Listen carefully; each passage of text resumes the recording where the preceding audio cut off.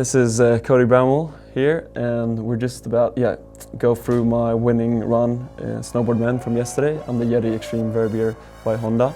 This is Cody Bramwell, and this man is riding a wave of confidence. So here, super nervous, but had my music on, I was in a good mood. I was feeling, for some reason, very confident, which is kind of rare for me. Hit like a little shark there, kind of freaked me out a bit.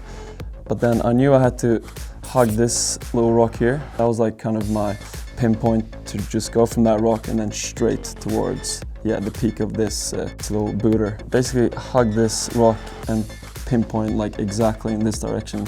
So I had like this as a little guidance. I had talked to a lot of snowboarders beforehand and kind of checked a little bit where they're gonna start from. And I was 99% sure I was gonna be the first one jumping into this section. So if someone had jumped this before me, I'm not sure I wouldn't have been able to do this whole section maneuver, because if there's a few tracks in there, it would be so hard to take down your speed because it's such a tight section. So I went a bit bigger than I expected here. So I landed and I was like pretty much straight away at my cliff. I knew I had to keep the momentum going. I was pretty worried about landing and then getting hit by the slough and like falling in this area here. So I was like, I need to do this whole section pretty quick, so I don't hit this slough here. The slough almost hit me, but it wasn't that much. I was thinking about doubling this, but I knew if I was going to double this, it would be super hard to get to the wind lip. I wanted to back of this one, but obviously didn't have enough speed, so I just came over it. And then this one went for the back three. I don't like this back three, I think it's pretty ugly, but I made it happen.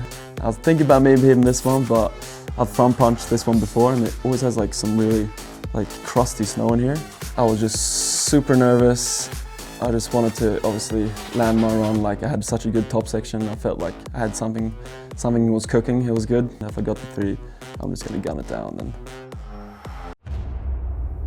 So you start here with 50 points like everybody else. And that backflip, with normal speed, you would have probably landed there. That would have been probably, with a straight air, probably a 5-point jump, but you probably jumped twice the size. So we rewarded you 10 points for the jump and an extra 10 points for the backflip. So that's 70 points.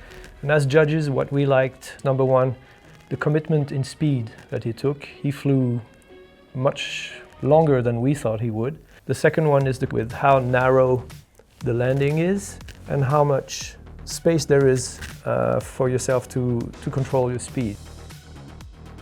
That was a critical turn, critical breakdown, and you gain an extra 5 points of control there. You're at 75 points.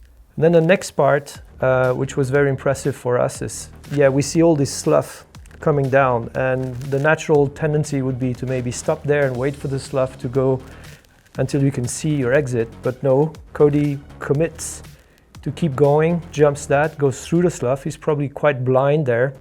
That's a beautiful sequence with another 10 points there. So you're now at 85 points. So most of your score is already there.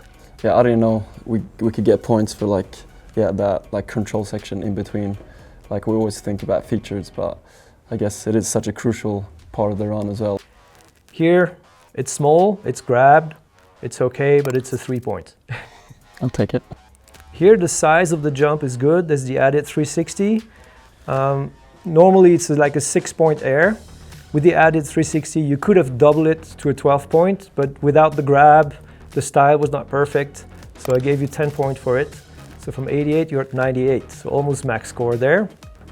There was an obvious feature that could have been taken on your line to optimize your line choice perfectly.